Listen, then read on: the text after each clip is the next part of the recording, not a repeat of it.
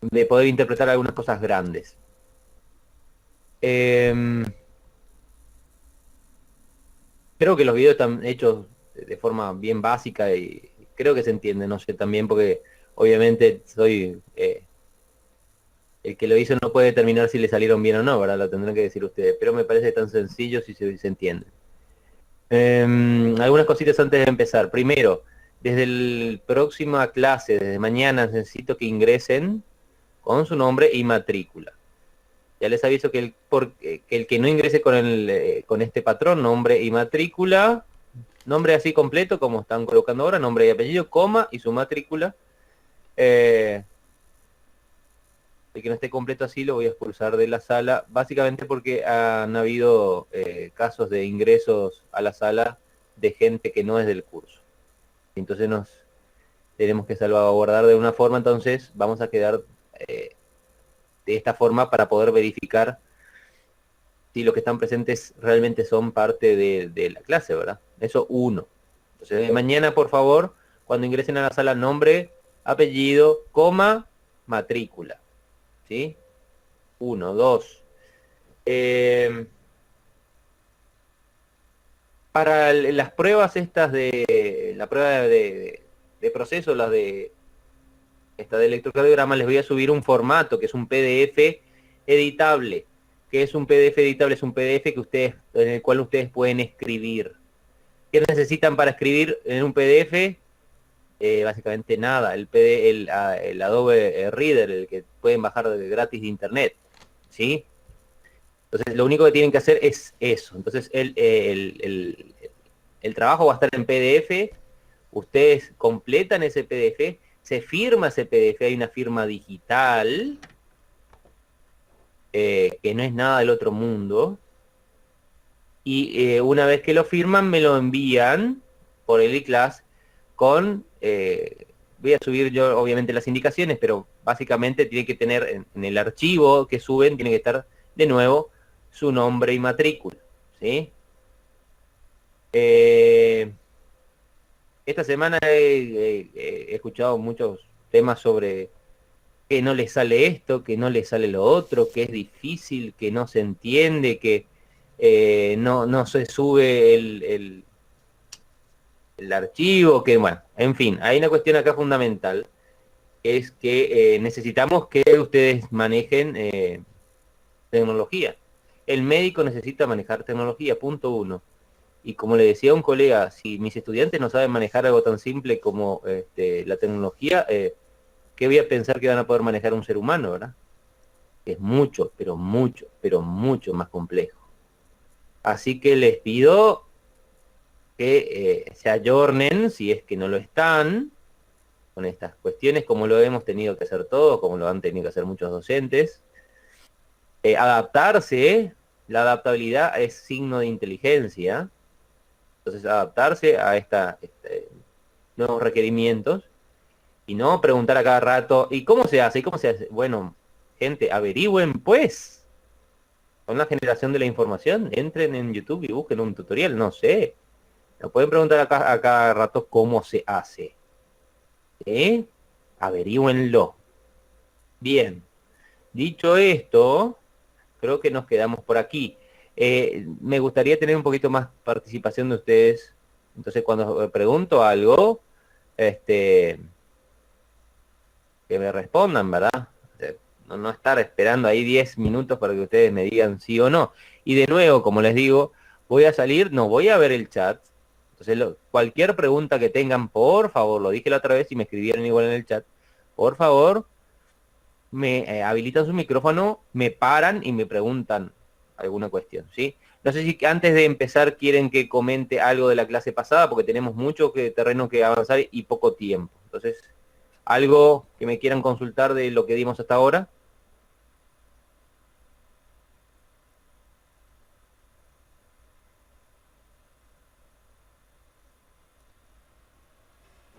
Nada. Del potencial de acción, habíamos visto que tenía diferentes fases y que eh, eh, el, el, la forma del potencial de acción del miocito ventricular era diferente al del miocito atrial, que es diferente al del miocito nodal, ¿verdad? Esto ya lo habíamos comentado, habíamos visto que el del miocito atrial era más corto, duraba menos y tenía una meseta más estrecha. Las fases son igual 0, 1, 2, 3 y 4 y cada una representa básicamente lo mismo, es decir, reposo, despolarización, repolarización precoz, meseta y repolarización. En cambio, cuando pasamos a la fibra nodal, a la fibra del nodo sinusal o el nodo AB, veíamos que básicamente no tenía cabeza, estaba amputada la cabeza, entonces no está ni la fase 1 ni la fase 2. Entonces saltamos de la 0 a la 3, no hay ni repolarización precoz ni meseta, no tiene meseta, pasamos de 0 a 3. Y lo otro particular era la fase 4. La fase 4 es la que determina el automatismo y por ende es la que determina la frecuencia cardíaca. Bien, como decíamos, cuanto más vertical es la fase 4, más alta es la frecuencia cardíaca, y cuanto más horizontal es la fase 4, más lenta es la frecuencia cardíaca. Yendo a la práctica, el fenómeno de horizontalización de la fase 4 es producido básicamente por el nervio vago, por ejemplo, liberando acetilcolina. Y el fenómeno de verticalización de la fase 4 es logrado por el simpático a través de la liberación de adrenalina y noradrenalina, ¿sí? Entonces, ya podemos decir que el simpático a través de la adrenalina y noradrenalina genera taquicardia básicamente por aumentar la pendiente de la fase 4. Y el nervio vago con la acetilcolina hace básicamente lo opuesto. Yo a todo esto me estoy olvidando que no estoy grabando. Ya está. Gracias, gracias. Bien. Ya, todo esto ya vimos. Sí, hablamos de la corriente. Cada fenómeno eléctrico tiene asociado un canal, ¿verdad? El fenómeno eléctrico, el movimiento de iones se denomina corriente y se usa la letra I, ¿verdad? Para denotarlo.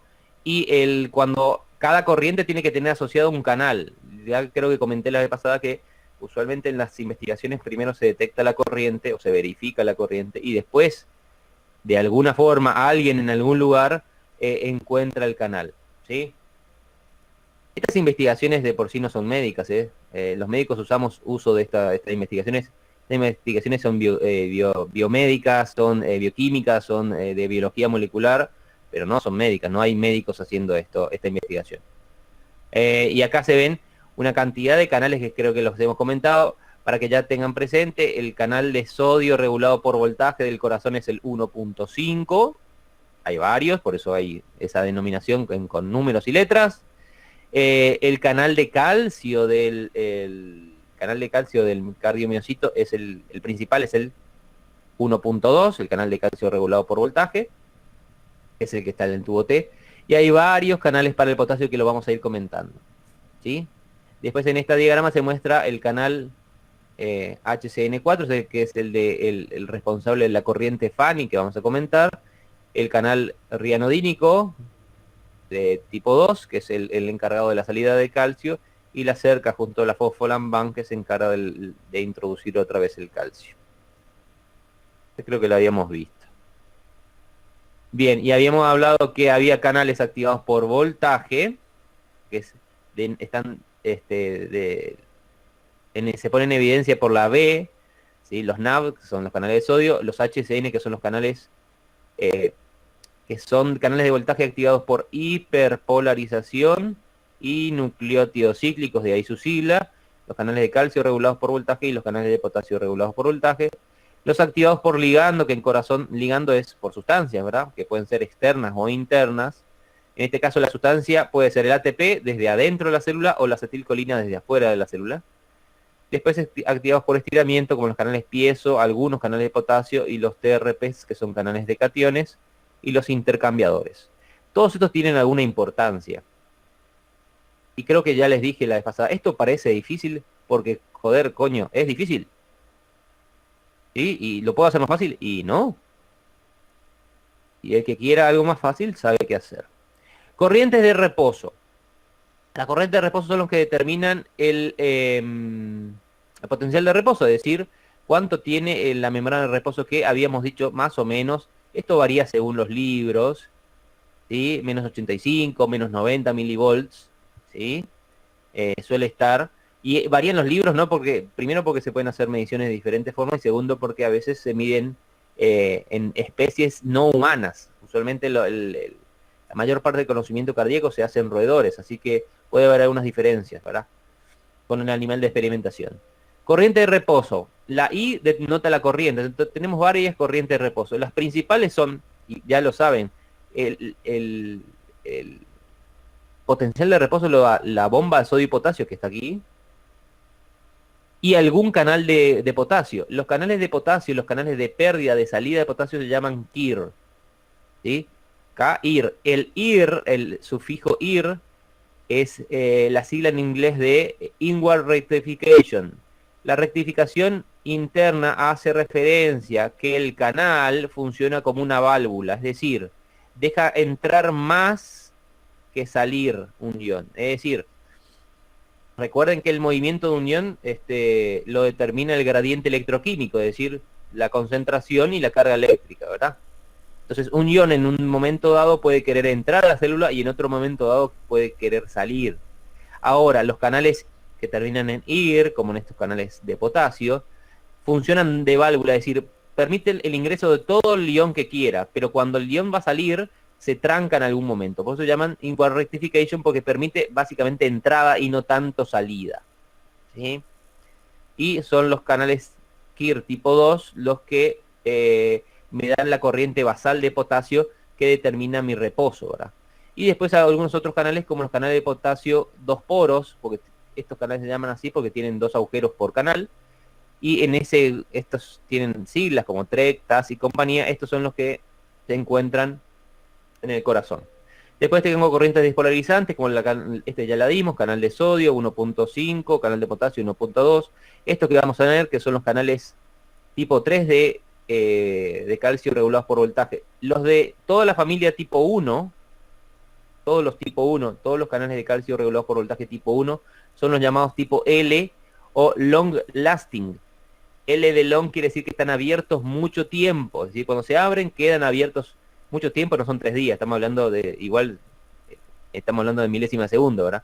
Pero más tiempo que el resto. En cambio, los canales T, que son T es de transitorio, se abren y cierran más rápido, ¿sí? Entonces, en el corazón encuentro tanto los canales de tipo 1, que son el específico del tipo 1.2, y los canales de tipo 3. Después tengo el canal HCN, que les dije que HCN quiere decir canal activado por hiperpolarización y nucleótidos cíclicos. Y cuando decimos nucleótidos cíclicos, gente, estamos hablando de AMP cíclico, ¿sí? Entonces es un canal promovido, activado, encendido por AMP cíclico e hiperpolarización. Y se le conoció a esta corriente, a la corriente de este ion se le conoció como corriente Fanny. Fanny, en inglés, tiene varias aseveraciones. Una puede ser divertido, el famoso you are very funny. O funny quiere decir extraño. Funny taste, como un sabor extraño, diferente, ¿verdad? Se les llamó corriente funny porque se verificó que era una corriente que existía cuando el cardiomiocito era hiperpolarizado, cuando hasta ese momento todas las corrientes se activaban con la despolarización. Entonces, esta es la única corriente que se identificó en el corazón que se activa con la hiperpolarización. Y como eso les pareció a los científicos que encontraron que era raro, se le llamó a esto corriente Fanny, o corriente, esa es la F, o la H o corriente de hiperpolarización. Y después tengo la corriente NSX. ¿Por qué está la NSX, que es el intercambiador sodio-calcio aquí? ¿Por qué está en corriente despolarizante? Recuerden que la NSX, el intercambiador sodio-calcio, retira dos calcios, perdón, retira dos calcios. Retira un calcio a la par que introduce 3 sodios. por lo tanto estoy metiendo 3 cargas positivas, 3 más, y estoy solo sacando 2 más. Por lo tanto, en cada vuelta, el interior gana una carga positiva y el exterior pierde una carga positiva, por lo tanto, se genera una despolarización. Quiere decir que la NSX es una corriente o es una bomba despolarizante. Tengan presente que la NSX se puede dar vuelta. ¿Qué quiere decir? Meter calcio y sacar sodio. ¿De qué va a depender? De dónde hay más calcio y dónde hay más sodio. Esta forma que se las presento aquí se llama modo forward o modo hacia adelante, el modo habitual de la bomba, pero puede haber un modo inverso o revertido en situaciones particulares que vamos a ver. Y en cuyo caso, en lugar de despolarizar, obviamente la corriente pasaría a repolarizar. Y corrientes repolarizantes tengo muchas. Está la corriente Ito, que es la corriente transitoria. La corriente, todas estas siglas tienen su equivalente en inglés. La K es de potasio, obviamente. UR quiere decir ultra rápida, R quiere decir rápida, y S es de slow, es de lenta. Entonces tengo una corriente ultra rápida, una corriente rápida y una corriente lenta. Después tengo, por supuesto, los canales activados por ATP y el canal activado por acetilcolina. Hagan una nota mental de esto, saquen una foto, imprímanlo, hagan un screen de pantalla, algo que ustedes saben hacer porque son millennials y conocen todo este tipo de cosas, porque esto se los voy a preguntar. ¿Por qué? Porque existen varias patologías asociadas a la alteración, particularmente de estos canales de potasio. ¿Sí?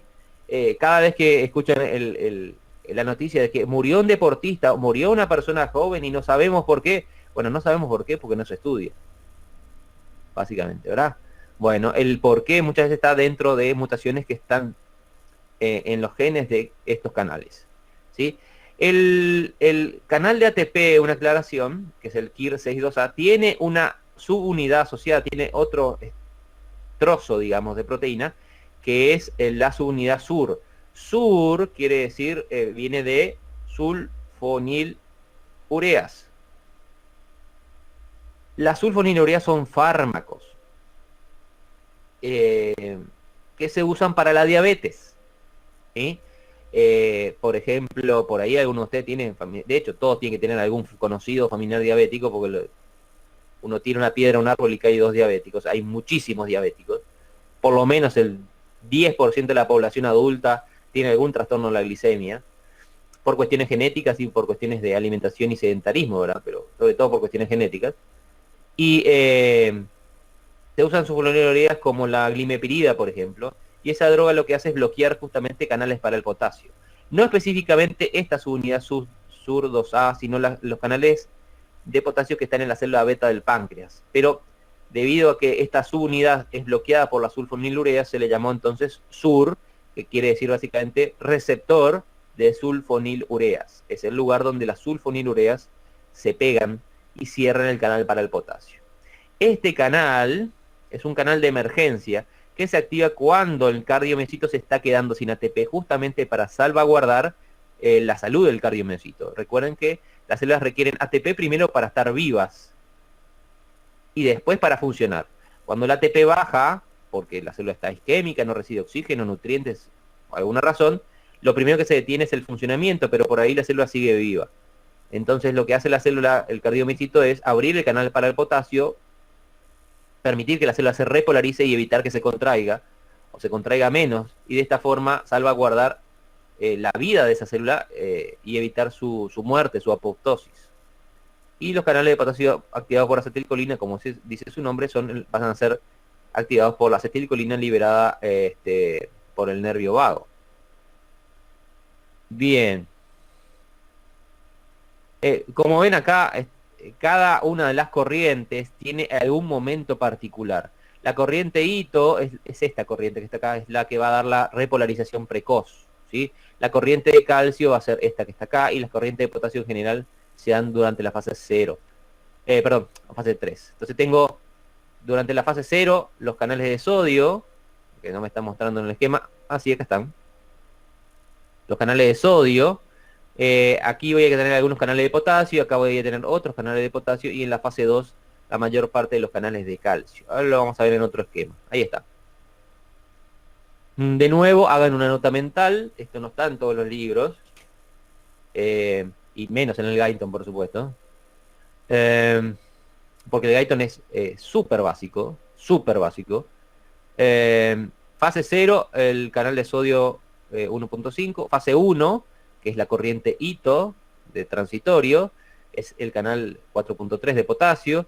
La fase 2, que es la meseta y es la que va a ser importante en el acoplamiento excitación-contracción, es el canal de calcio 1.2. Varios canales en la fase 3 para el potasio, el 11, el 7 y el canal, el KIR 6, que es el canal regulado por ATP, y el KIR 2 en la fase de reposo. El cardiomiocito ventricular expresa poco el canal regulado por acetilcolina. Como ven, no está en el esquema y por eso lo saqué para reducir la cantidad de información. No es que no expresa en absoluto, pero lo expresa muy poco, ¿verdad? Y vamos a discutir un poco el papel del nervio vago en el ventrículo, porque eso es una cuestión de discusión científica de los últimos años, ¿sí? Bien. Cuando pasamos al atrio, al miocardio miocito atrial, básicamente son los mismos. Lo único que le agrega acá algunos canales. Ven que tiene otro canal para el potasio y acá aparece sí el canal activado por acetilcolina. El resto básicamente es igual. ¿Sí? Esto quiere decir que como el miocardio miocito atrial tiene más corrientes repolarizantes, se repolariza más precozmente y la meseta dura menos. Al durar menos la meseta, la contracción de las aurículas también dura menos. ¿Sí? Bien, fase 0, despolarización, activación de los canales 1.5, se abre y se inactiva rápidamente, generando la corriente de sodio. Esta corriente y la corriente de sodio determinan la velocidad de conducción. Por ende, que son las fibras más rápidas, que son las fibras de Purkinje, deben su rapidez a dos factores. Primero, tienen muchos nexos uniendo fibra con fibra, muchos nexos, y de la forma más rápida. Y segundo, tienen muchos canales de sodio regulados por voltaje, por lo tanto, se desarrolla o conduce el potencial de acción de forma más acelerada. Fase 1, que es la repolarización temprana y breve, llamada corriente Ito, que es activada por este canal de potasio, que es el 4.3, con su subunidad accesoria. La idea de esta repolarización temprana, ¿cuál es? Que como se ve en esta diapositiva, en un ratito, vamos para atrás. Fíjense que lo que se hace en la fase 2 es bajar este potencial que esté como casi más 30 a una fase menos positiva, más 20. ¿Por qué? Porque yo necesito que en esta fase ingrese calcio a la célula. Y el calcio va a ingresar por concentración, pero si la célula adentro es muy positiva, esa carga eléctrica positiva va a frenar un poco la entrada de calcio. Yo no quiero que ocurra eso. Por lo tanto, el mecanismo natural que encontró, valga la redundancia, la naturaleza para amortiguar este fenómeno negativo, es hacer que el potencial se reduzca nuevamente. Entonces uno diría, ¿y para qué sube tanto entonces al principio? Sube tanto al principio para conducir, para que se pueda conducir el impulso, pero después baja otra vez a la fase 0 para permitir la entrada de calcio y que esa entrada de calcio no sea frenada por una positividad interna muy elevada. ¿Sí? Esa es la razón. Entonces, crea un potencial más favorable para la entrada de calcio en la siguiente fase. La NSX en esta situación actúa de modo reverso, por lo tanto repolariza e introduce calcio, y al repolarizar también mantiene la fase 2, y en este caso ayuda el ingreso de calcio. Y en las aurículas además se activa otro corriente, que es la del canal 1.5. Bien, durante la fase 2, la meseta, se crea un balance entre la despolarización y la repolarización, que básicamente después va a ser ganado por la repolarización, ¿verdad? En este caso el calcio ingresa y genera CIRC. CIRC es la sigla en inglés. ¿Y por qué la puse en inglés? Y porque en medicina hablamos en inglés, y ya se los dije. Y sí, acuérdense que la universidad tiene inglés, y si no están preparados para el inglés, en algún momento deberían prepararse, porque se van a sentir muy reducidos con respecto a la competencia si no saben por lo menos leer literatura en inglés. SIR quiere decir liberación de calcio inducida por calcio. Calcium induced release calcium, ¿sí? Perdón. Así es. Sí, está mal escrito. Calcium induced calcium release. Es liberación de calcio inducida por calcio. ¿Sí? Esta es la sigla correcta. ¿Sí? La liberación de calcio inducida por calcio básicamente es una retroalimentación positiva. Es decir, el calcio que ingresa durante la fase 2 desde el tubo T hace que se libere más calcio desde el retículo a través de los canales rianodínicos. Y ese calcio es el que me va a dar la contracción. Y a ese fenómeno se le llama acoplamiento, excitación, contracción. Excitación es la parte eléctrica, contracción es la parte mecánica. El calcio ingresa por el canal CAV 1.2, también llamado receptor de dihidropiridinas o canal de calcio tipo L. L era de long lasting porque quedaba abierto mucho tiempo. La NCX en modo normal, es decir, en modo forward hacia adelante, retira calcio y despolariza. Y el potasio escapa básicamente a través del CAV 11 y eventualmente después, más adelante, del CAV 7. ¿Sí? En este momento, en la fase de meseta, los canales de sodio ya están inactivos. Recuerden que los canales de sodio se abren y cierran muy rápido y en todo este tiempo están inactivos porque básicamente para reabrirse, o mejor dicho, reactivarse o desinhibirse sería la palabra correcta, requieren que la célula vuelva a su potencial de reposo. ¿Sí? Bien, en la fase 3 la repolarización, se reduce el ingreso de calcio y empiezan a aparecer las corrientes rectificadoras tardías. La principal es la CAV 11 y después la CAV 7. La alteración de estos dos, de los genes de estos canales o de los genes de sus subunidades accesorias, generan lo que en medicina se conoce como, o son causa de, el principal causa de síndrome de QT largo. Los síndromes de QT largo son alteraciones eléctricas cardíacas que hacen que el potencial dure más tiempo de lo que debería durar, básicamente porque los canales que deben repolarizar la célula y darme la fase 3 funcionan de menos, tengo menos cantidad de esos canales. La gente que tiene síndrome de QT largo, puede algunos de ustedes tenerlo y no saberlo, tienen mucho riesgo de morirse. ¿De qué? De arritmias.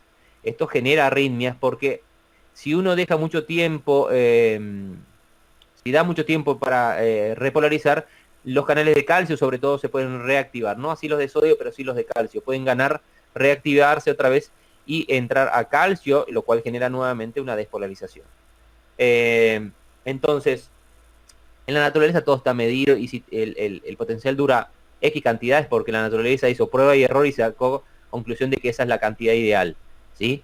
Entonces, las personas que tienen esto tienen un QT largo. El QT es un segmento que se puede medir en el electrocardiograma y esto podría ser evaluado en un electrocardiograma basal. Ahora que está de moda automedicarse por el tema del COVID con acitromicina, por ejemplo, o hidroxicloroquina,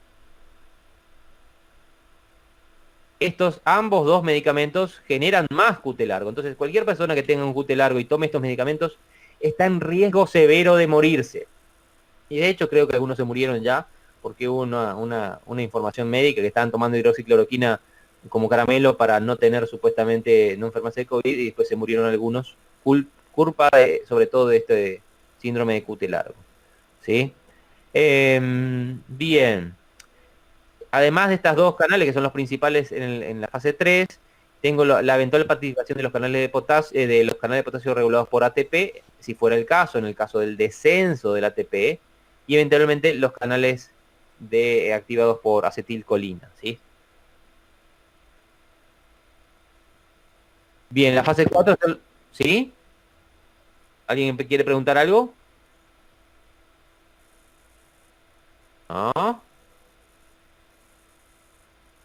Ah, ¿cuáles son los libros que utilizaste para el PPT? ¿Libros? Mm, No, Israel, ningún libro. Todo esto son artículos científicos. Yo ya no leo libros. Por eso les digo que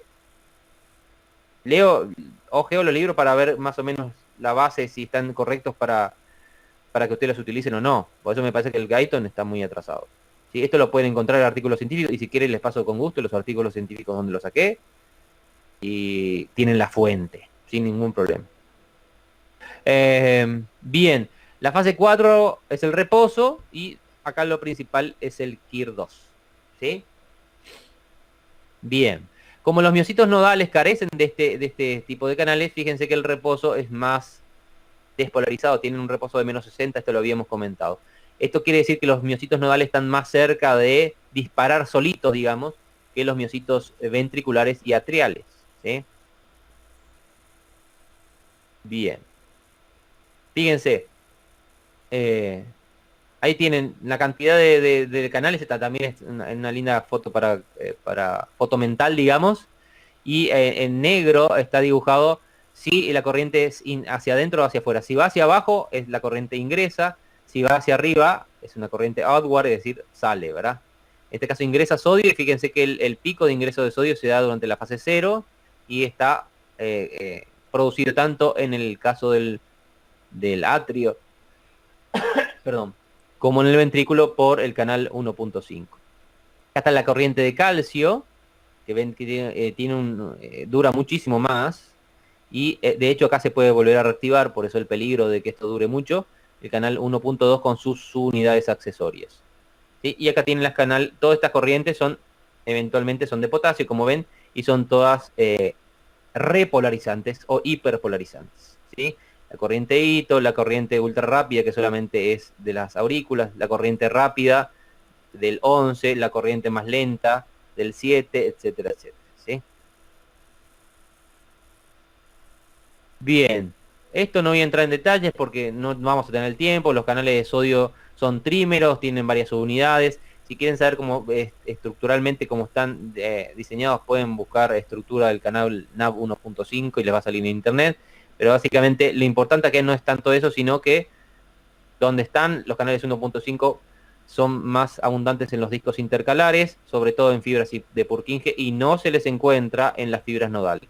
Fibras nodales no tiene canal de sodio, y como ya saben los canales de sodio, que estos son parecidos a los que tienen las neuronas, se abren al despolarizarse y se inactivan en forma rápida. Son los que determinan la velocidad de conducción, eso se llama dromotropismo, y la excitabilidad, que es el vanmotropismo. ¿Sí?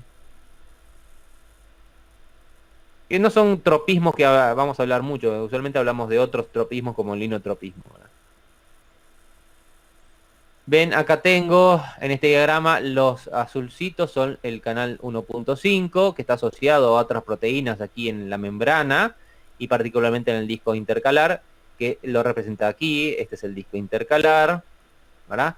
Y está asociado a todos los complejos de unión de membrana y compañía. Y muy cerca de la unión tipo GAP. La idea es que inmediatamente que la corriente ingresa por la unión tipo GAP, dispare un potencial de acción y rápidamente esto corra por la membrana e ingrese al tubo T. Una vez que ingrese al tubo T, voy a poder afectar a los canales de calcio, que es lo que finalmente quiero. ¿Eh? Eh, este es comentarle, yo le dije que no se puede dar fisiología o ninguna asignatura médica sin hablar de enfermedades, porque básicamente lo que estamos haciendo es preparar gente que puede identificar patologías, ¿verdad? Y para comentarles, un síndrome, se llama síndrome de Brugada, creo que lo comenté ya. Brugada es un médico español que identificó, empezó a investigar la muerte de gente joven en la zona, varones jóvenes, sobre todo cuando dormían de noche, amanecían muertos, en la zona del sudeste asiático, ¿verdad? Y encontró, haciendo electros y demás, que esa gente tenía un electrocardiograma particular y que eventualmente tenía mutaciones en algunos canales. El principal canal asociado, mutado, alterado en el síndrome de Brugada es el canal de sodio 1.5, pero hay otros canales también que pueden estar afectados, ¿verdad? Y esta gente tiene un enorme riesgo de muerte súbita, por lo tanto hay la terapia de estas personas, que son personas jóvenes, usualmente varones, no todos, pero usualmente varones, es la colocación, como muestra en este esquema, de un marcapaso desfibrilador implantable. Esto quiere decir que cada una de estas personas tiene un desfibrilador, porque lo que pasa con esta patología es que entra en fibrilación. Entonces, inmediatamente se activa el desfibrilador y el desfibrilador salva la vida de la persona, ¿verdad? Bien, imagínense lo que sería pasearse con un desfibrilador propio, ¿verdad? Bien. Las unidades ALF, bueno, estos son los canales de calcio regulados por voltaje. Ya dijimos en cardiomiocito se expresan el CAP 1.2, es el canal tipo L, larga duración. Y los canales tipo 3, que son los de tipo T, se expresan más bien en las fibras nodales. O sea, este canal se expresa en las fibras nodales, ¿sí? Estos canales pueden ser modificados por quinasas, como las principales quinasas modificantes de las proteínas en el cardiomiocito, que son la proteína quinasa A y la proteína quinasa activada por calcio y calmodulina. Esta quinasa, no sé si yo las comenté, esta quinasa es activada por AMP cíclico, ¿sí? Las quinasas, vuelvo a insistir con eso, no sé si lo comenté ya, las quinasas son proteínas que fosforilan otras proteínas y hacen que esa proteína funcione o para más o para menos, o cambie de lugar o produzca algún cambio funcional. Esta es activada por AMP cíclico y esta es activada por calcio y calmodulina. La calmodulina es una proteína que fija calcio. Bien, y aquí tienen el arreglo de los canales de calcio en el tubo T. Del lado del tubo T tengo el canal de calcio regulado por voltaje 1.2, también llamado receptor de dihidropiridinas, también llamado canal de calcio tipo L. ¿Sí? Y de este lado tengo los canales rianodínicos y están enfrentados. Estos son los canales de calcio del retículo. La idea, ¿cuál va a ser? La idea que la despolarización que corre por aquí ingrese aquí, active los canales de calcio que se activan con la despolarización, ingrese calcio y ese calcio evoque la salida de calcio del retículo, que evoque más salida de calcio. Entonces finalmente lo que tengo es calcio por todos lados y ese calcio me va a dar la contracción. Ese fenómeno se llama calcium induced calcium release, es decir, liberación de calcio estimulada por calcio. Recuerden que esto no se da en el cardiomiocito. En el cardiomiocito, en el músculo, perdón, en el cardiomiocito, perdón, en el rhabdomiocito, en el músculo esquelético, no hay entrada de calcio desde el medio interno. Todo lo blanco en esta pantalla es medio interno. Hay gente que todavía puede confundir medio externo y medio interno, o líquido extracelular, y etcétera, etcétera. Decir medio interno es igual a decir LEC, creo que ya lo he dicho. Yo no uso la palabra LEC, uso la palabra medio interno. Quizás porque soy internista, no sé. El medio interno no, es el que tiene el calcio, ¿sí? Y tengo calcio también acá, en el retículo, pero no en el citoplasma. Entonces, en el caso del cardiomiocito uso el calcio desde el medio interno y también desde el citoplasma, desde el retículo endoplasmático. En cambio, en el miocito del músculo esquelético, no ingresa calcio desde afuera. Entonces, no hay este fenómeno en músculo esquelético, solamente en músculo cardíaco. Bien, este es un diagrama que me muestra cómo los canales involucrados en esto, por ejemplo, el canal de sodio regulado por voltaje, el canal renodínico, el canal de calcio regulado por voltaje, puede ser estimulado o regulado por esta quinasa, que es la calcio-calmodulina, que a su vez es activada por calcio, generando una suerte de retroalimentación positiva. Es decir, mucho calcio, demasiado calcio, me puede activar la calcio-calmodulina, que a su vez activa estos canales, que hace a su vez que ingrese más calcio. Y generan este cuadro, lo que estoy viendo es esto, DAD y EADS. DADs son postpotenciales. Los postpotenciales son potenciales que ocurren durante otro potencial de acción o inmediatamente después. Entonces son generadores de arritmias, ¿sí? Estos son potenciales tardíos y estos son los precoces. Como sea, los potenciales generan arritmias. Y fíjense que esta enzima, al activarse, podría facilitar la aparición de arritmias y se activa por calcio o por ROS. ROS, que es una sigla que yo uso mucho, quiere decir especies reactivas de oxígeno. ¿Cuáles son las especies reactivas de oxígeno? La principal es el ion superóxido o el ion hidroxilo, ¿verdad? Son radicales libres, lo que se dice en los libros en castellano se le llama radicales libres, pues decir radicales libres queda tan vago, es mejor decirle ROS, o especies reactivas de oxígeno. Ustedes sabrán que el tema de oxidación y óxido de reducción está muy en boga en la medicina, y hay hasta en la gente normal que ya toma vitamina C y vitamina E de onda nomás como antioxidante.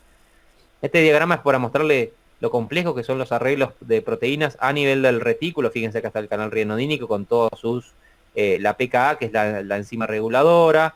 Acá está la cerca, junto con la fosfolambán y de nuevo la proteína quinasa A, así como hay quinasas, hay fosfatasas, etcétera, etcétera. Lo mismo alrededor del canal de calcio tipo L, que es el canal de calcio, y acá la AMP cíclico como central en esto, estimulando básicamente todos estos canales. El AMP cíclico estimula la proteína quinasa y la proteína quinasa fosforila el canal y el canal funciona además, o hacia arriba, o se acelera. Lo mismo con el canal rianodínico, lo mismo con la fosfolamba. Entonces, en este sentido, lo que muestra el diagrama es que el AMP cíclico estimula, potencia, todos los fenómenos que tienen que ver con la salida de calcio o la llegada de calcio al citoplasma y por lo tanto, cuanto más calcio haya en el citoplasma, mayor fuerza de contracción voy a poder desarrollar en mi cardiomiocito. Bien. Vamos a pasar esto un poco. Este es para mostrar, fíjense, las diferentes formas del canal. Estos canales, que son los canales con rectificación interna, son tetrámeros, es decir, cada canal está formado por 4 unidades y cada unidad está formada por una proteína que tiene 2 pasos por la membrana. Estos también son, estos son los activados por voltaje, también son tetrámeros, pero fíjense que cada unidad, cada monómero está compuesta por varias zonas de membrana. Estos son dímeros, los canales de 2 poros son dímeros, quiere decir que están formados por 2 unidades, y estos son de nuevo tetrámeros, ¿sí?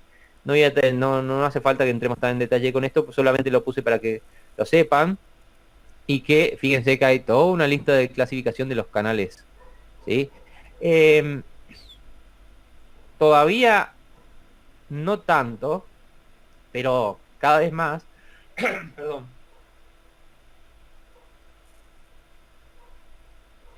la farmacología moderna está tratando de diseñar fármacos específicos de ciertos canales.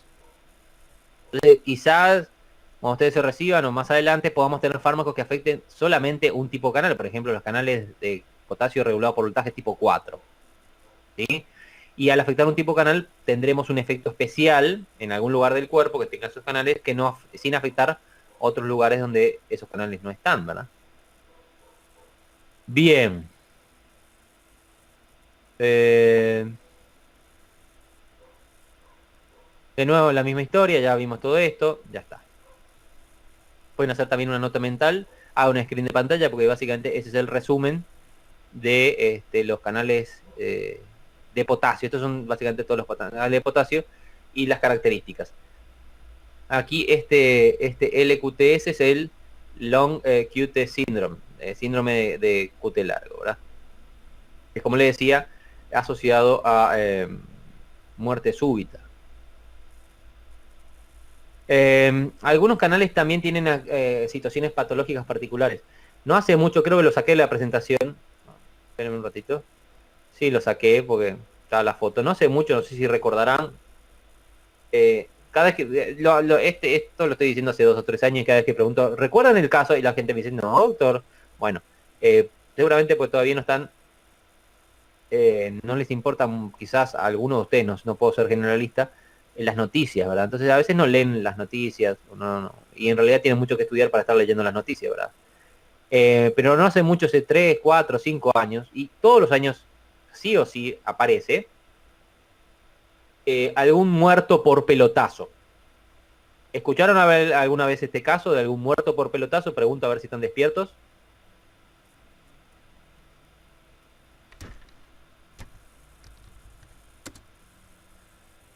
¿Hola? ¿Alguien recuerda algún muerto por pelotazo?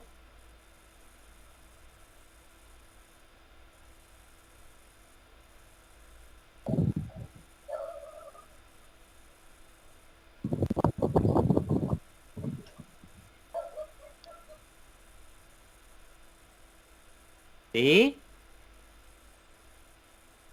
¿Alguien? ¿Qué pelotazo, profe? Y una pelota en el pelotazo. Te peguen con una pelota en el pecho.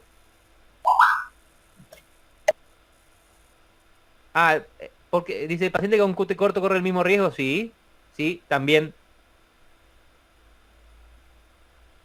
Sí, en el fútbol hubo varios, sí, sí. Eh, Acá en Asunción, en hace 3 4 5 años, de ahí surgió todo esto, porque yo no me había involucrado mucho en este tema. Un muchacho de Sport Colombia, que es no sé ahora dónde está en la ascenso, no sé dónde está, ¿verdad? Eh, Murió por un golpe ese arquero y le tiraron un penal o algo así, murió. Y después, 2 años después apareció un video en la Argentina de un caso similar, ahí en un picadito de barrio o algo así, y después en España, y siguen habiendo casos. Y cada vez que pasa uno de estos casos yo ingreso a la noticia a ver qué dicen los periodistas. De nuevo, confirmo mi prejuicio sobre los periodistas, ¿verdad? Que cuando no saben inventan, y que usualmente inventan mal. Y cuando quieren saber le preguntan al médico y usualmente eligen mal el médico. En el caso este del jugador de Sport Colombia, eh, lo saqué porque dije, en algún momento alguien va a escuchar esta noticia y por ahí tiene relación con el muchacho este y no quiero andar en la herida. Entonces mejor no lo saqué de las presentaciones. Pero les cuento básicamente lo que pasó es que la noticia decía, y la pueden ir a verificar, si ustedes buscan en ABC, creo que salió en última hora, no me acuerdo, tengo por ahí el recorte. El médico decía que no asociaba, en ningún momento asociaba el pelotazo con la muerte de este muchacho, sino que muerte súbita, murió de paro cardíaco. Y como ya les creo que les dije a ustedes, por favor, no hagan esa estupidez de decir murió de paro cardíaco, porque todos mueren de paro cardíaco. ¿Sí? El paro cardíaco no es la causa de muerte, es la muerte. Entonces, lo que tengo que saber es qué llevó al paro cardíaco. Y decían sí, que raro, una persona joven, pero seguramente tenía un problema congénito que no se identificó porque era arquero, entonces no trotaba y no hacía ejercicio físico, lo cual es una estupidez, ¿verdad? Todo es lleno de estupideces. Y después decía, sí, seguramente porque su abuelo murió a los 70 años de infarto. Bueno, sí, tenía 70 años, no tenía 18. O sea, una sarta de estupideces tan grandes en ese artículo que me dio tanta rabia que lo puse en las clases solamente para bajarle la caña a los periodistas, ¿verdad? Eh, Después aparecieron otros y dije, bueno, voy a ver el que ocurrió en España. Tampoco el que estaba en España decía por qué murió. Y básicamente esta es la respuesta, que está acá enfrente y por lo tanto se lo voy a preguntar a ustedes, porque lo que queremos acá es matar la ignorancia. Un pelotazo en el pecho, en la zona del precordio, ¿sí? Una pelota, puede ser un golpe de puño, también ha habido golpes de puño en esta zona, en varones jóvenes. Hay que sexista, profesor, sí, la naturaleza es sexista, por eso tenemos varones y mujeres. Eh, Varones jóvenes. ¿Y por qué varones y por qué jóvenes? Porque la idea es que la parrilla costal, la estructura ósea y cartilaginosa del tórax, sea flexible. ¿Para qué? Para que la fuerza del impacto se transfiera al corazón. Si el golpe ocurre justo en un momento dado eléctrico, aparece una fibrilación ventricular, que es una arritmia que produce paro cardíaco. Bajo esta arritmia el corazón no se contrae, efectivamente, entonces deja de bombear y si no hay bombeo cardíaco no hay presión, si no hay presión no hay flujo, si no hay flujo las células no reciben oxígeno, si no reciben oxígeno el cerebro se apaga y el resto del cuerpo empieza a morir. ¿Verdad? ¿Qué canal se ha hecho responsable? El canal de potasio regulado por ATP, que aparentemente, además de ser regulado por ATP, es mecanosensible, es decir, sensible a la presión y sensible al movimiento. Entonces, ¿qué se puede hacer en ese momento? Bueno, si uno ve a una persona caerse, primero se puede prevenir. O sea, los arqueros o cualquier deporte que pueda tener este tipo de impacto en el pecho deberían tener una estructura frente al pecho, sobre todo si son varones jóvenes, que proteja, que evite esta transferencia de energía, ¿verdad? Vayan a decir eso a la FIFA y que empieza a evitar estas muertes porque se evitan.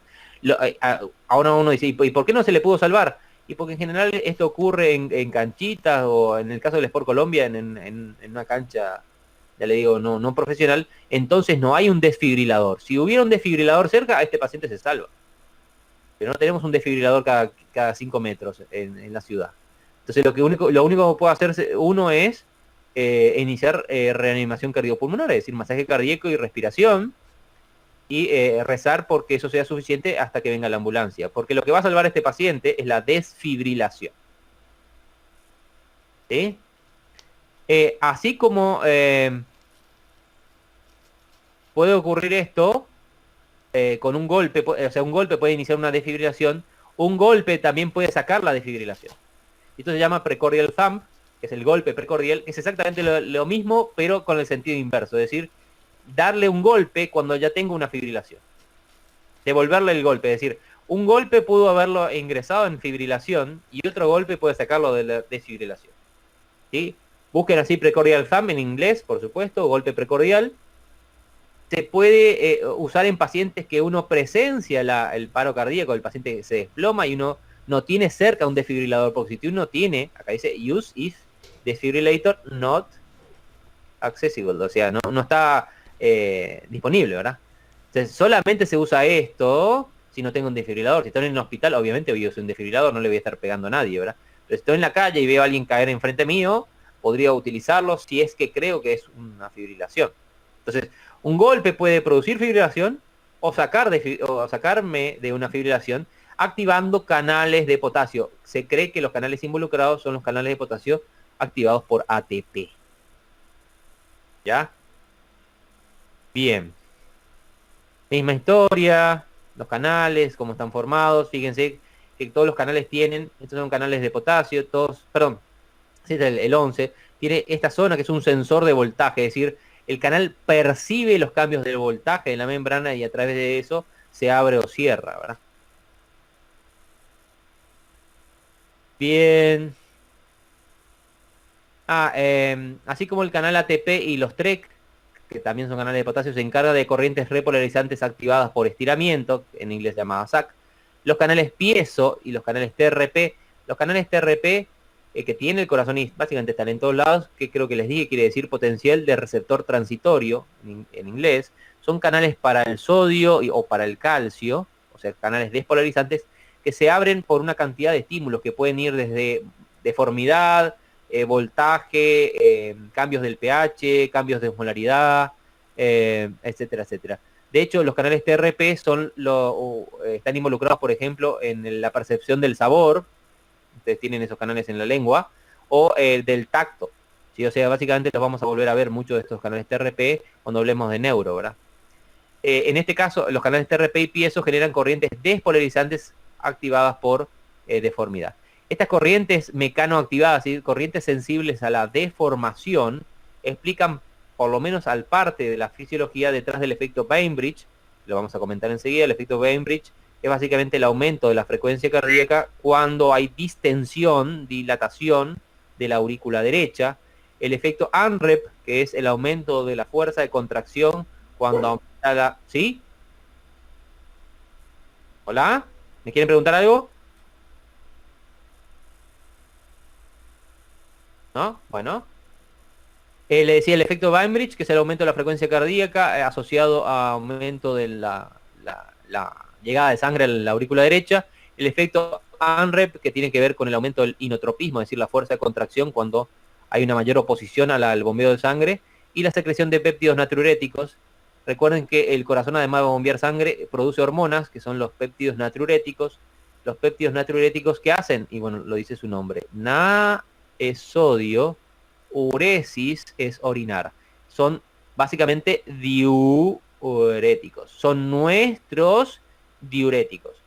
Que se activan, obviamente, o se secreta los secreta el corazón cuando se percibe, gracias a estos canales, un exceso de sangre. Hay un exceso de volumen sanguíneo, entonces ahí se asume que hay un exceso de líquido y se activan estos canales para fomentar la diuresis. Es decir, decirle al riñón, ¿me podés orinar un poquito de agua que ya hay demasiada? Y el riñón hace caso y orina, ¿sí? Además participa en la patogenia del conmotion cordis. Este era el nombre del... Perdón, no se lo dije. Conmotion cordis es el nombre del accidente que acabamos de ver, ¿verdad? Del golpe en el precordio por una pelota o un puño, y el efecto de desfibrilador del golpe precordial, que es exactamente lo mismo, pero a la inversa, es decir, el commotion cordis produce la fibrilación y el golpe precordial pretende desfibrilarla, ¿verdad? Es un golpe desfibrilador. Bien.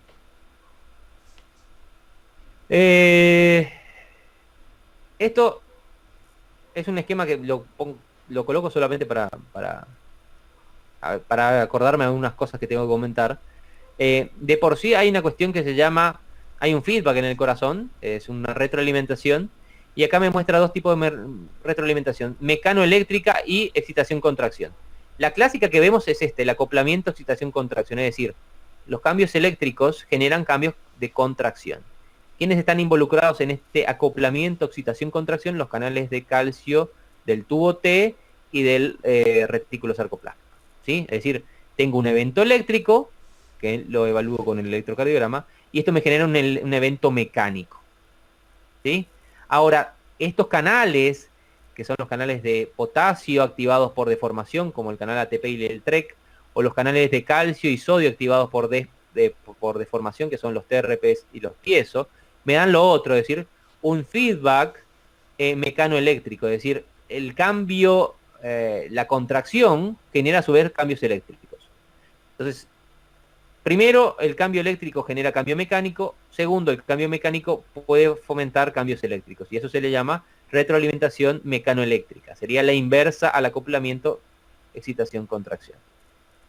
Y de nuevo, están involucrados estos canales que son los canales que hoy se suponen que son mecanosensibles. Recuerden que la fisiología cambia semana a semana. Así que por lo menos esto es lo que es válido para hoy.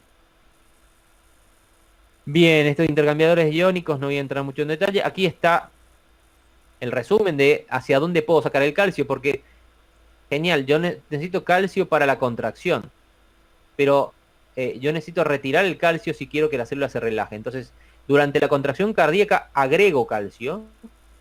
¿Y de dónde viene el calcio para la contracción cardíaca? Ya dijimos que viene desde el exterior, desde el tubo T a través del canal L de calcio, o desde el interior, desde el canal renodínico.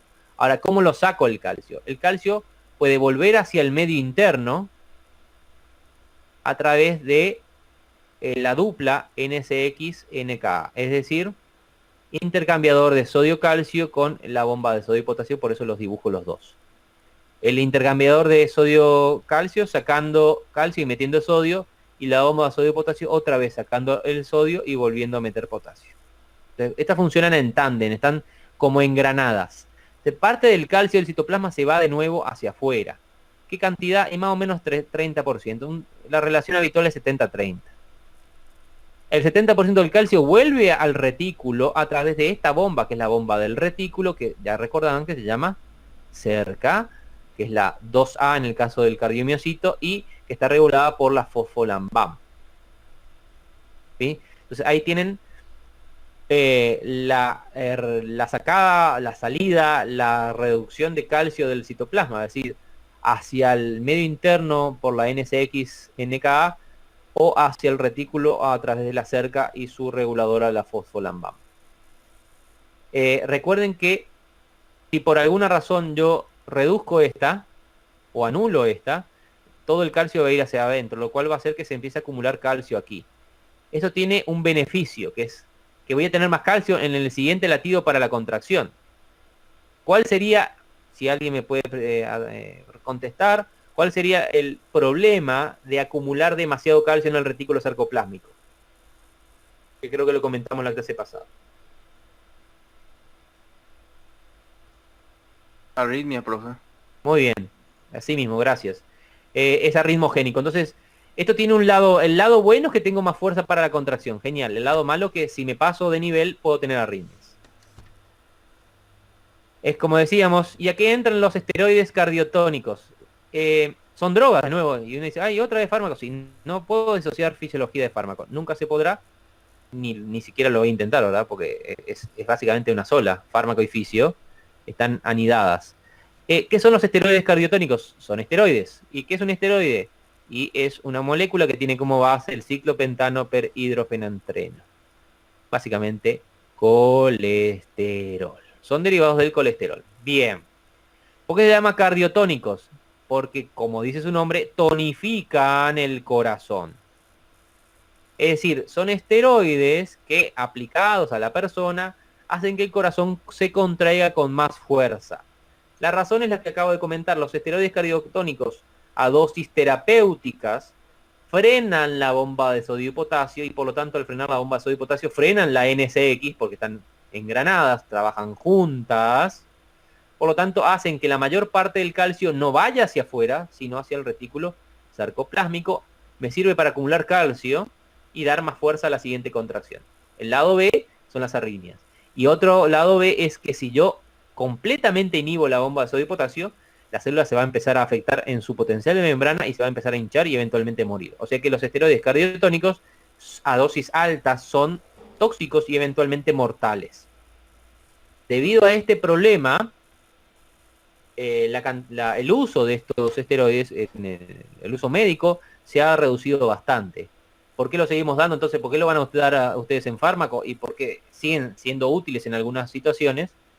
Y además porque explican la fisiología.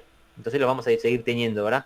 El clásico esteroide cardiogénico que usamos en medicina es la digoxina. Que viene de una planta que se llama Digitalis purpurea. Estos tipos de esteroides cardiotónicos se encuentran en plantas del género Digitalis, que se llama Digitalis porque sus flores parecen dedales, como esos dedales que se usan para coser. También se le llama a esa planta dedalera. Y además se encuentran en sapos y otros animales. O sea que si van por la selva, no intenten lamer sapos porque les puede ir mal. De hecho, siempre comento las clases y nunca nadie se acuerda. Hay una película de James Bond 007 que creo que es Casino Royale, donde a él lo envenenan en una partida de póker con dioxina, con Digitalis. Y él, como es James Bond, tiene un desfibrilador en el auto, por supuesto. Cualquiera de nosotros estaría bien muerto. Bien, esta es la bomba de sodio y potasio, que ya saben, no voy a entrar mucho de esto en detalle. Bomba de sodio y potasio, etcétera. Acá está. Fíjense, esta es la planta, miren, esta es la del Digitalis purpurea y esta es los digitálicos, que hay de diferentes tipos. Algunos digitálicos provienen de plantas y otros provienen de animales, ¿verdad? Bien, ¿qué nos queda hablar de la parte eléctrica? El problema del automatismo. O sea, ¿cómo es que el automatismo se genera? ¿Cómo es que una célula dispara sola sin otro estímulo, ¿verdad? Y en la base del automatismo es la generación cíclica de cambios del potencial. Obviamente, los potenciales, se despolariza y se vuelve a repolarizar, se despolariza y solito. No es que hay un estímulo para ello, sino que algo hizo que en este punto ocurriera una despolarización. Las células automáticas poseen uno o varios relojes, y esto es la nueva teoría, la teoría de los relojes, formados por canales iónicos, ¿sí? El origen de todos los cardiomecitos tenían automatismo, es decir, en el embrión, todos los cardiomecitos se contraen solos. Obviamente eso sería un caos eléctrico si todos tuvieran la capacidad de mando. Entonces, como ocurre en cualquier ejército, no todos pueden ser generales, tiene que haber un general y varios soldados. Bueno, en este caso el general, hubo una competencia de generales y el general queda el nodo, las células del nodo sinoatrial y todos los demás quedan como soldados, obedecen al general, ¿verdad? Si hubiera otro general habría problemas, que de hecho los puede haber, son base de la arritmia, ¿verdad? Este automatismo queda latente, el automatismo originario queda latente sobre todo en el sistema de conducción. Creo que ya lo dije yo, las células del sistema de conducción hasta cierto punto tienen una capacidad muy mermada, pero posible, de automatismo, ¿sí? Entonces, ¿cuál es la razón del automatismo? Y primero, la particularidad de los canales particulares que tiene la fibra nodal. Tiene este canal que no lo tiene, estos dos canales que solamente se presentan en cardiomiocitos automáticos y que son la base del automatismo, que es el canal Fanny, el canal que da la corriente Fanny, que es el HCN4, insisto, HCN es un activado por hiperpolarización y nucleótidos cíclicos. Por lo tanto, cuanto más AMP cíclico haya, más activo va a estar este canal. se enciende primero ese canal, deja entrar cationes y el potencial de membrana pasa a un nuevo nivel, sube de aquí, que estaba hiperpolarizado, hasta aquí. Y en este punto se puede abrir otro canal, que es el canal de calcio tipo 3, que era el canal de calcio transitorio, ¿sí? Que no lo tienen los demás cardiomiocitos, solamente los cardiomiocitos que tienen automatismo. Y este sube de nuevo el umbral un poquito más y llega a un punto en donde se pueden activar los canales de calcio habituales, que son los canales L. En este caso se le suma el 1.2, el 1.3 y me da la fase 0. Fíjense una cosa, gente, porque de malo se lo suelo preguntar. La fase 0 del cardiomiocito nodal no es producida por sodio, porque habíamos dicho que estos canales no los tiene el cardiomiocito nodal, sino es producido por canales de calcio tipo L. Entonces tengo canales de calcio tipo T en la fase 4 y canales de tipo L en la fase 0. Y después los canales de potasio son los mismos, o sea que acá no hay problema. ¿Sí? El problema se suscita acá y acá. Acá ahí están las diferencias. Después, como no tenemos ni fase 1 ni fase 2, todos esos canales están no existen, ¿verdad? Ahora bien, esta era la teoría fundamental. Entonces, ¿cuál es la teoría de trabajo del automatismo? Bueno, la célula se hiperpolariza, llega a la zona más baja de su potencial y ahí se activan los canales activados justamente por hiperpolarización. Le llevan un escalón hacia arriba, ahí se activan los canales canales de calcio tipo 3, me llevan el escalón uno más arriba y finalmente llegó al umbral de disparo de los canales tipo L. Genial. ¿Qué nos cerraba de este cuadro? Que descubrimos una droga, bueno, descubrimos como si yo lo hubiera descubierto, se descubrió una droga, ivabradina se llama, que está en el mercado, la pueden comprar en la farmacia si ustedes quieren, no es un invento mío, y la tenemos en el país, que bloquea estos canales. Entonces uno diría, si bloqueo estos canales, básicamente la célula entraría en una bradicardia extrema, porque este es el canal que inicia todo el proceso. Sin embargo, la célula seguía con su automatismo, un poco se bajaba la frecuencia cardíaca, se lograba reducir la frecuencia cardíaca, pero no al punto esperado. Entonces se empezó a dudar de este mecanismo, o se empezó a dudar si era el único mecanismo. Entonces a todo esto que ustedes ven aquí, a estos dos, se le llama básicamente reloj de membrana. Es lo que ocurre a nivel de membrana. Pero nos faltaba la mitad teníamos la mitad, la verdad, faltaba la otra mitad. ¿Sí? Y la otra mitad, que les quiero mostrar en un diagrama que tengo por ahí. Espérense, voy a llegar en algún momento. La otra mitad de la verdad o se conformaba en el retículo endoplasmático, o sarcoplasmático, perdón, a través de la cerca y el canal rienodínico. Y el otro componente que me faltaba meter en esto era la NSX. Entonces, hoy por hoy, ¿cómo se visualiza el automatismo de las fibras nodales? Con dos relojes que están sincronizados. Uno es el reloj M es de membrana, donde metemos a todos los canales de membrana. Y ahí está el canal Fanny, el canal de calcio tipo T, el canal de calcio tipo L, los canales repolarizantes y la NSX que se metió después. Recuerden que la NSX puede despolarizar. Y el canal de calcio, perdón, el reloj de calcio, que es el reloj que está en el retículo. Entonces, ¿cómo funcionaría esto? Vamos a ver si me sale la explicación. Entonces, cuando se despolariza, cuando voy hacia abajo y empiezo en 0, aquí, voy a empezar, ¿sí? Estoy en la fase más baja, se activan los canales Fanny. ¿Sí? Los canales Fanny lo que hacen básicamente es meter sodio. Al meter sodio, lo que ocurre es que inmediatamente se activa la NSX y el sodio en este caso es retirado y se empieza a introducir calcio. ¿Sí?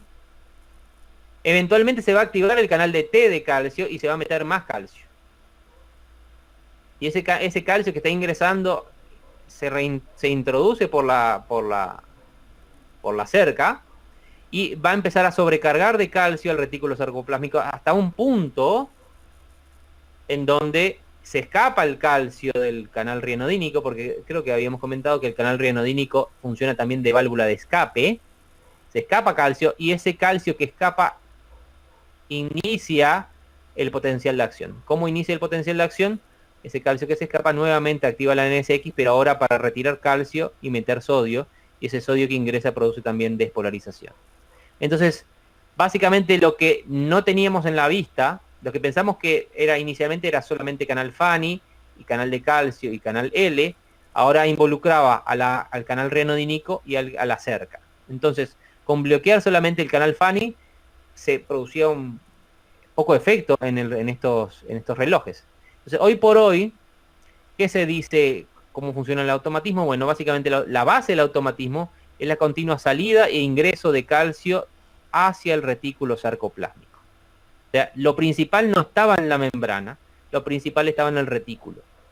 Entonces el calcio se escapa y vuelve a ingresar, se escapa y vuelve a ingresar, se escapa y vuelve a ingresar.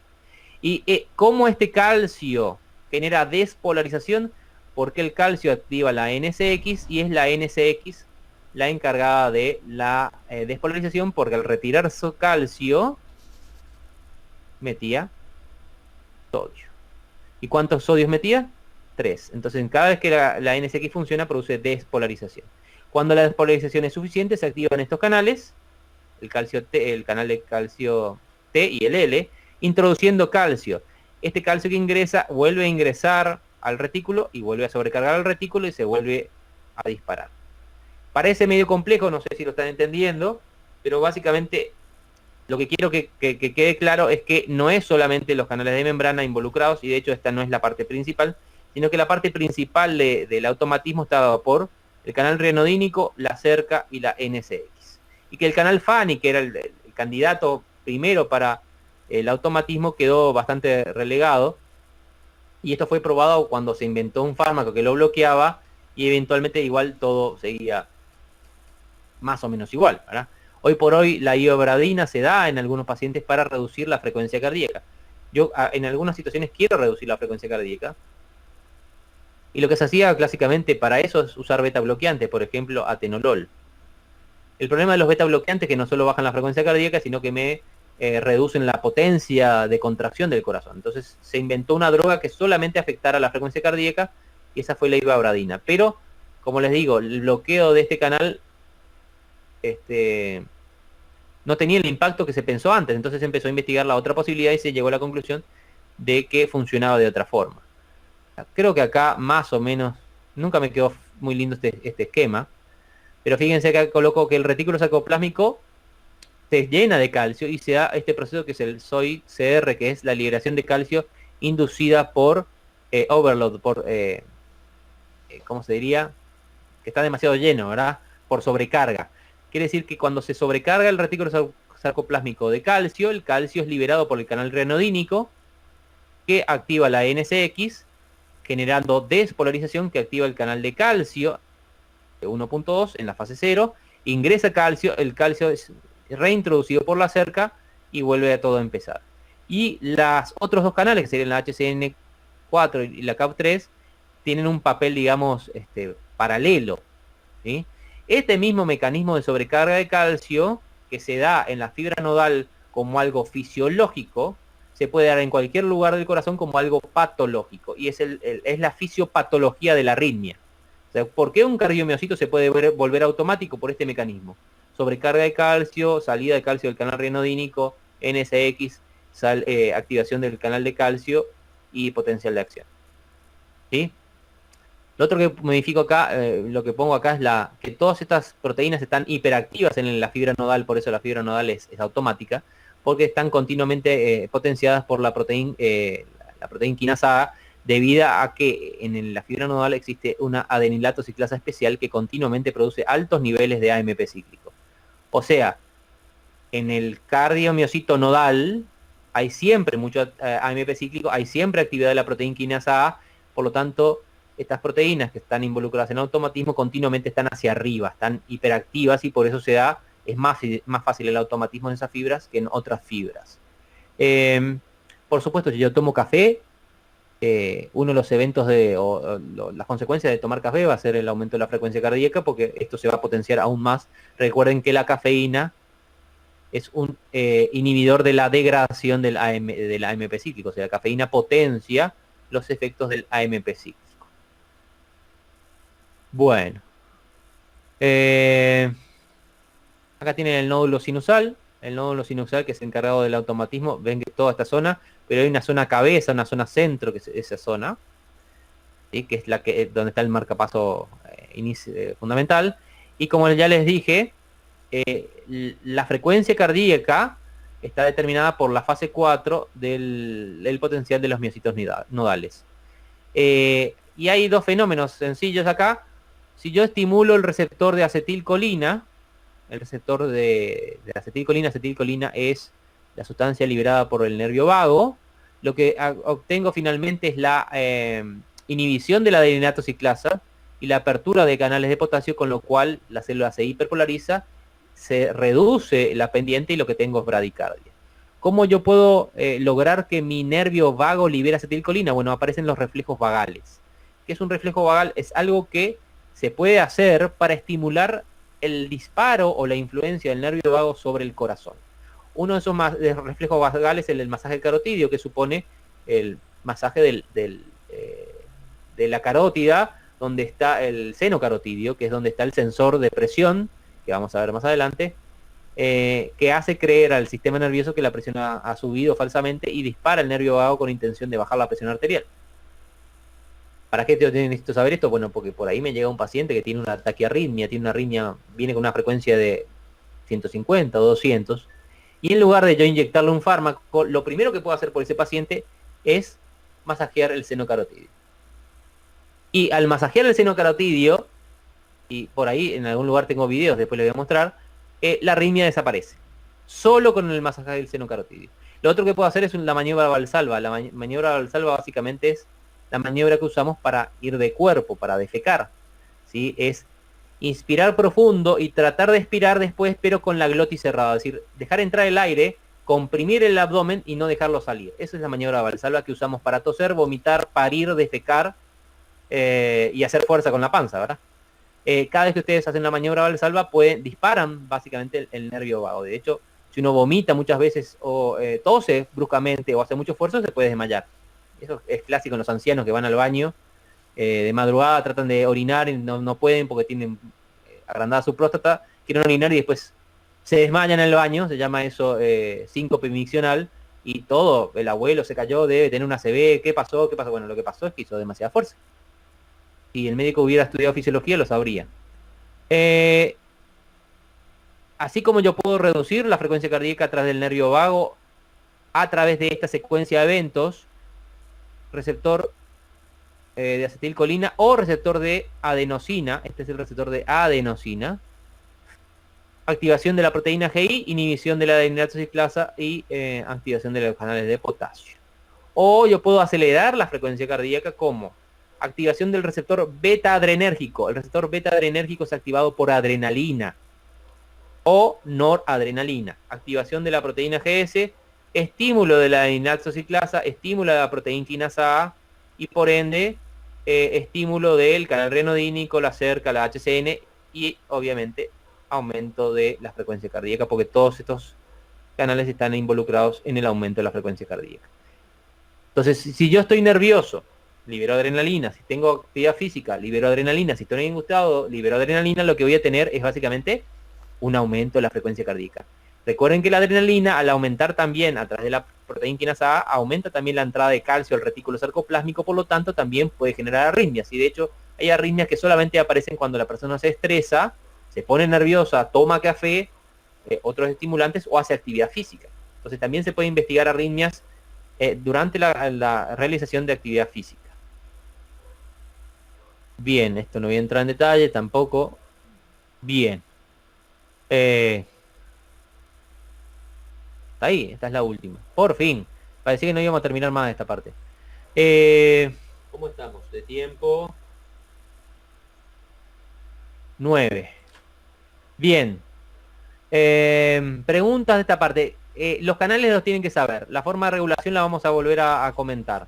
¿Verdad? La parte de automatismo está en los libros, no en el Guyton, lean de Gannon o lean de Boron, y esa parte está muy bien, la parte del automatismo. Y en estos libros, Boron y Gannon, en el Levy también, están en la parte de los canales, la mayor parte está.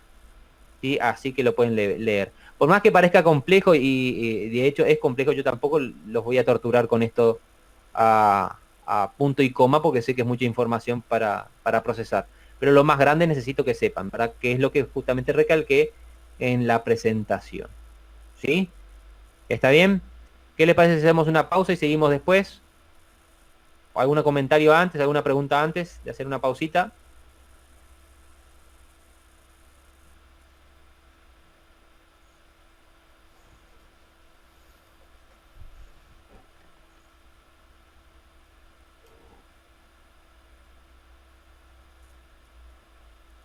¿Qué tal, profe? Creo que no Sí. hay ningún comentario. No entendieron absolutamente nada entonces, porque esto es bastante complicado. Esto es bastante complicado. Bueno, ya, ya, y cuenta, otros lo van a hacer por alguien más, digamos. No es la idea que uno aprenda, y si no hace, no aprende, básicamente, ¿verdad? Bien.